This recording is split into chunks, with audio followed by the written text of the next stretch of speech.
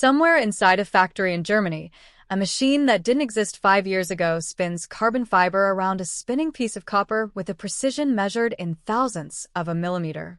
Get it wrong by a hair, and the part flies apart at over 300 kilometers an hour. Get it right, and you have the component that Elon Musk once called the most advanced production electric motor on the planet. That component is still, right now in 2026, shaping decisions about which Tesla gets built next, which cars get discontinued, and how far the company can push performance before physics says no. This is the story of that motor, why it still matters years after it first appeared, and why rivals still haven't caught up. To understand why this matters, you have to understand what a rotor actually does. Inside every electric motor sits a spinning core called the rotor, and it's the part that turns electrical energy into the twisting force, or torque, that actually moves the car. For decades, rotors in high-performance electric motors were built from copper and steel, materials that are reliable but that run into a hard physical wall as speeds climb. Spin something fast enough, and centrifugal force starts pulling it apart from the inside. Metal expands, deforms, and eventually loses its precision, which is exactly the kind of failure you don't want in a car doing highway speeds. Tesla's answer to that wall arrived publicly in June 2021, when the company delivered the first Model S Plaid sedans to customers in Fremont, California. During that event, Elon Musk stood in front of a crowd and described something the team was especially proud of, a rotor wrapped in a carbon fiber sleeve, which he said was, to Tesla's knowledge, the first time a production electric motor had used a carbon overwrap rotor of this kind. It wasn't a small tweak. It was a structural rethink of how a motor's most stressed component could survive extreme speed. The idea itself sounds almost too simple. Take the copper rotor, and instead of relying on the metal alone to hold its shape at high revolutions, wind a tightly tensioned layer of carbon fiber around it. That sleeve acts like a compression band, squeezing the rotor and resisting the outward pull of centrifugal force. Because carbon fiber has an exceptional strength-to-weight ratio, it can contain those forces without adding much mass, and because it's applied under tension, it actually helps keep the copper compressed and stable rather than letting it loosen or expand. The result, according to Tesla and independent teardown analysis of the Plaid's drive unit, is a motor that can safely spin up toward 20,000 revolutions per minute in the rear motors, a figure well beyond what conventional rotor designs can sustain. That single change cascades into several real benefits. A rotor that resists deformation at high speed can sustain higher output for longer, which is part of why the Model S Plaid was able to post a sub-2-second 0 to 60 time, a number that used to belong exclusively to million-dollar hypercars. Independent teardowns of the Plaid's front drive unit have also shown just how tightly engineered the whole package is, with the motor, its carbon-wrapped rotor, gearbox, and inverter combining into a remarkably compact and light assembly for the power it produces. Lower rotational mass and a more stable rotor also mean the motor can run more efficiently, which matters for range and for how hard the cooling system has to work to keep temperatures in check during repeated high-performance driving. None of this was easy to build. Musk himself has explained some of the underlying engineering headaches publicly. Copper and carbon fiber expand and contract at different rates as temperature changes, so the carbon sleeve has to be wound under very specific tension, tight enough to keep compressing the copper rotor, even at low temperatures, but not so tight that it damages the rotor itself. Getting that balance right meant Tesla essentially had to invent new manufacturing equipment, because no machine capable of winding a rotor this way at production scale existed before. That equipment came out of Tesla Automation, the German engineering group based in Prüm that Tesla acquired years earlier, when it was still known as Grauman Engineering. In other words, this wasn't just a materials science win, it was an industrial engineering win, requiring Tesla to design and build the very tools needed to manufacture a part that had never been mass-produced before. There's another detail that tends to get lost in the hype around this motor, and it actually makes the achievement more impressive rather than less. Teardown analysis of Tesla's drivetrains has shown that the carbon-sleeved rotor in the Plaid's motor shares its fundamental copper stator winding architecture with far more ordinary Tesla models, the kind of single-motor, rear-wheel drive cars that sell for a fraction of the Plaid's price.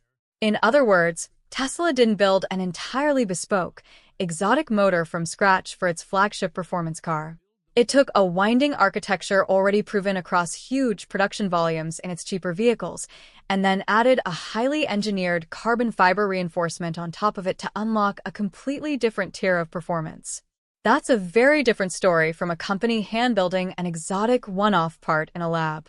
It's closer to a masterclass in getting more out of existing, high-volume manufacturing infrastructure, which is arguably a harder and more valuable skill than inventing something from nothing.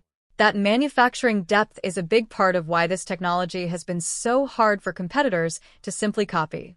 Tesla has a long history of being unusually open about its intellectual property.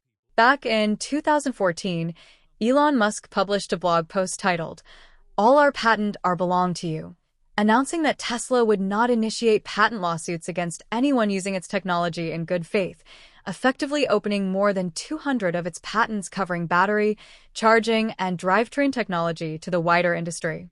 That philosophy has generally continued to define Tesla's approach to intellectual property in the years since. But knowing how something works on paper and being able to reproduce it reliably at scale, with the same yield, cost, and durability, are two very different problems. Winding carbon fiber around a copper rotor to micrometer tolerances thousands of times a day, without cracking, wobble, or wasted units, requires the kind of production expertise that isn't handed over just because a patent is public. That gap between blueprint and factory floor is exactly where Tesla has kept its lead. It also helps explain why, 5 years after this motor first appeared, it's still the headline feature people talk about instead of something that quietly faded into history. In May 2026, at the delivery event marking the end of production for the second-generation Model S and Model X, Tesla's Vice President of Vehicle Engineering, Lars Moravy, confirmed on the Ride the Lightning podcast that a long-rumored tri-motor Model 3 Plaid concept is real, and that it would most likely be built around these same carbon-sleeved rotor motors that first defined the Model S Plaid's performance. He also indicated that Tesla's upcoming Roadster would get the company's newest motor technology before that setup potentially reaches the Model 3 lineup. What's notable here isn't that Tesla invented something overnight in 2026, it's that a piece of engineering from 2021 is still advanced enough, 5 years on, to be the technology Tesla's own engineers reach for when they want to build their next flagship performance car. To understand why rivals haven't just replicated this outright, it helps to think about what a patent actually gives you versus what it doesn't. A patent filing can describe the general structure of a carbon-wrapped rotor, the compression principle, the rough geometry, enough detail for a competitor's engineers to understand the concept. What it can't hand over is the winding tension profile that keeps the sleeve compressing the copper at every operating temperature, the specific fiber material and resin system Tesla settled on after presumably extensive trial and error, or the laser-guided, sensor-monitored production line needed to catch defects before a flawed rotor ever reaches a customer's car. That's the difference between reading a recipe and actually knowing how to run the kitchen at scale, under pressure, without ever missing a ticket. It's a gap measured in years of accumulated production knowledge, not in dollars spent on research. It's worth pausing on the competitive landscape because the picture is more nuanced than a simple story of Tesla racing ahead unchallenged. Lucid Motors has built a genuine engineering rival in the Air Grand Touring Performance, a car that has posted range figures competitive with or exceeding Tesla's best efforts, built on Lucid's own compact and efficient motor technology. But Lucid sells in far smaller volumes and remains positioned at the ultra-luxury end of the market, which limits how much pressure it can put on Tesla's mainstream lineup. Rivian has carved out a strong position in electric trucks and SUVs aimed at outdoor and adventure buyers, backed by real demand and a loyal customer base, though its motor technology has generally been viewed as more conventional rather than a leap on the scale of the carbon-sleeved rotor. Ford has shown that electric trucks like the F-150 Lightning can sell in real volume, but the company is still splitting its attention and capital between combustion and electric platforms. General Motors has poured tens of billions of dollars into its Ultium platform and its electric Chevrolet and Cadillac models, with a rollout that has been steady but hasn't produced the kind of singular technical moment the Plaid motor represented. Then there's BYD, which has actually overtaken Tesla in global EV sales and operates one of the most vertically integrated supply chains in the industry, building its own batteries and components at a scale that gives it a real cost advantage.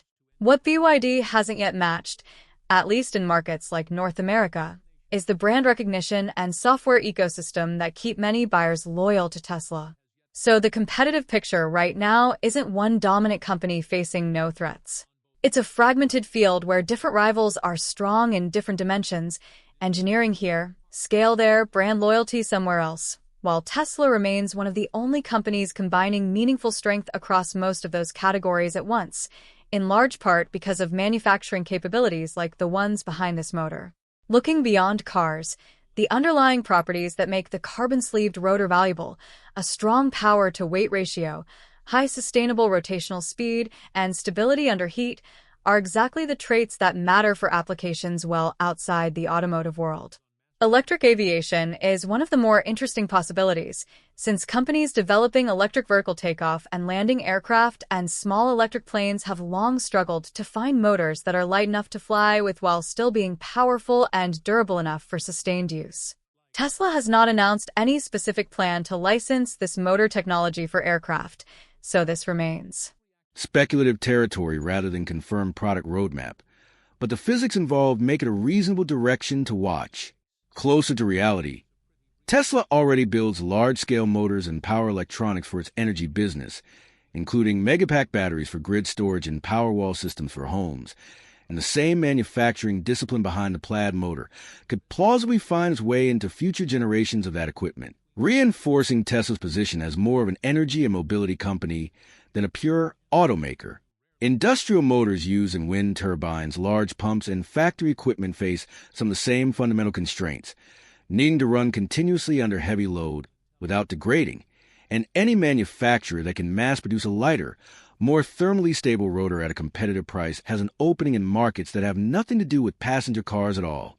There's also a broader lesson here about how the electric vehicle race has actually unfolded compared to how it was predicted to unfold a decade ago.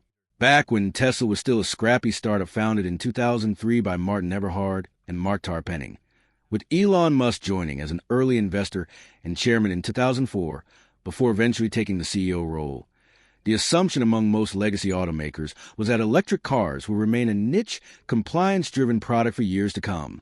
The 2008 Roadster, built on a Lotus chassis, challenged that assumption by proving an electric car could out-accelerate real gasoline sports cars. The 2012 Model S pushed further, pairing that performance with genuine luxury and software features that felt years ahead of anything else on the road. What the carbon-sleeved rotor motor represents is really just the latest chapter in that same pattern, small, deeply technical improvements compounding over nearly 2 decades into a lead that's proven surprisingly difficult for well-funded, experienced competitors to close, even when the underlying concepts are published for anyone to read. None of this means the road ahead is guaranteed. Producing a carbon-sleeved rotor motor is genuinely expensive, requiring precision equipment, specialized materials, and tight quality control, which is part why this technology has stayed limited to Tesla's higher performance trims rather than trickling down to its most affordable models.